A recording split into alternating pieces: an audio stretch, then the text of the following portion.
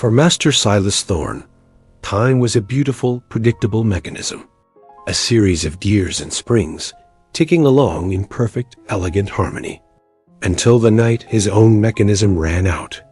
Detective Amelia McKenzie, Mac, to her friends, ducked under the yellow police tape. The scent of old wood and brass polish hung heavy in the air, a perfume for the dead. The cramped antique shop, Tempera, was a symphony of silence. On the floor lay Silas Thorne, the shop's owner, a small, intricate clock key still clutched in his hand. The cause of death wasn't the mystery. The mystery was the time of death. Every single clock in the shop, hundreds of them, from tiny cuckoo clocks to towering grandfathers, was frozen, stopped dead at precisely 3 o'clock in the morning. And the door? Triple locked from the inside. Across the street, in the sterile light of an interrogation room, Silas's young apprentice, Finn, shivered. "I was watching from the cafe," he stammered, his eyes wide. "Like I always do.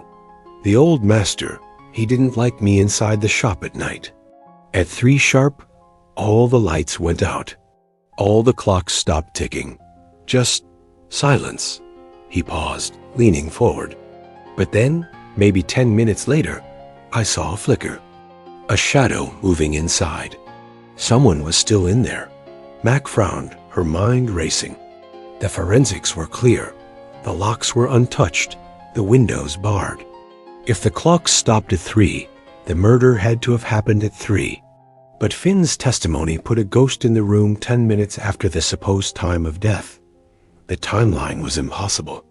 The crime was impossible. Back in the hushed stillness of the shop, Mac began her own methodical sweep. She ignored the silent clocks for a moment and focused on the victim. Silas Thorne was a man of routine, of precision. And tucked into the seam of his waistcoat, she found something that didn't belong. A single thin strand of copper wire, almost as fine as a hair. Too delicate for clock repair, too modern for this temple of tradition. Next, she found Thorne's ledger. It told a surprising story.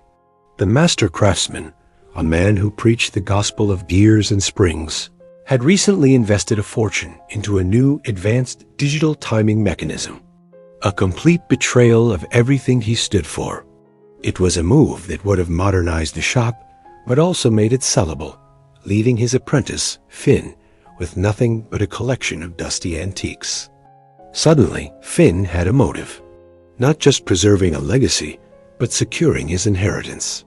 Mac headed to the cafe across the street to verify Finn's alibi. The security footage was grainy, but it confirmed his story. There he was, at a small table, his gaze fixed on the clock shop across the street. The time stamp in the corner read 3 o'clock. He was right where he said he'd be. But as Mac watched the flickering image, she noticed something else. A subtle, almost imperceptible twitch in Finn's hand just after the 3 o'clock mark. A tiny, nervous gesture that seemed out of place. It was the movement of a man, not just watching, but waiting for a result. The copper wire. The digital investment. The twitch. The pieces were swirling, but not yet connecting. Mac returned to the crime scene, the silence of the hundreds of stopped clocks pressing in on her. Her eyes fell upon the largest of them all, the majestic grandfather clock standing like a silent sentinel near the door. It was the centerpiece of the shop, Thorne's pride and joy.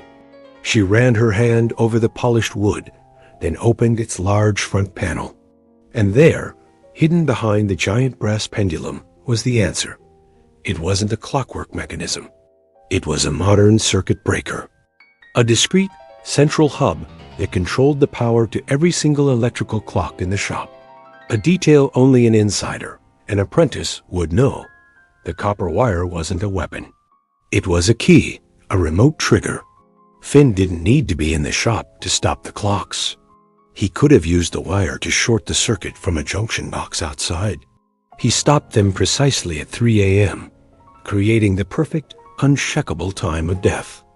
Then, under the cover of the blackout he'd created, he slipped into the shop.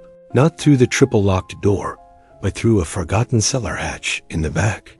He confronted Thorne, the argument over the shop's future turning fatal. He then had all the time in the world. He spent the next 10 minutes staging the scene, wiping his prints and ensuring the room looked perfectly undisturbed. He exited through the cellar, locking it behind him, and calmly walked back to the cafe, knowing the grainy footage would only show him looking at the shop at the critical moment, creating an impossible scenario for the police. Mac found Finn back at the shop, ostensibly waiting for news. She held up the tiny strand of copper wire in a clear evidence bag. The clocks didn't stop because of the murder, Finn.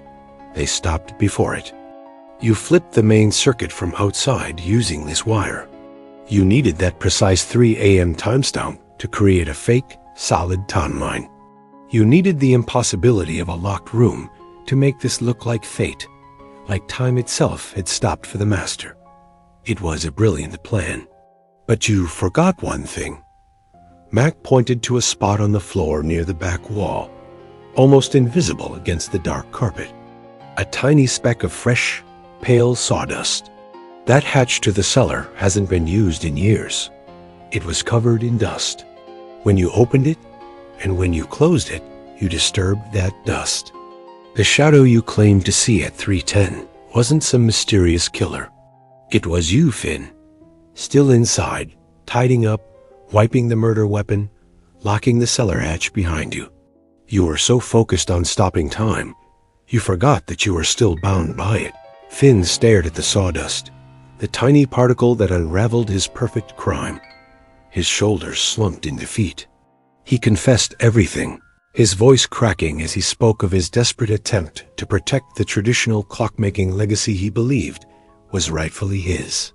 As Mac left Tempera, the cleanup crew was already at work. One by one, the clocks were being reset, their familiar ticking slowly returning to the old shop, a chorus of restored life. She paused and watched through the window as the hands of a wall clock swept past 3 o'clock, past 3:10, and continued their steady, relentless journey forward. Finn had wanted to stop time to preserve the past, but time always keeps moving. And in the end, it always sweeps the truth right out into the light.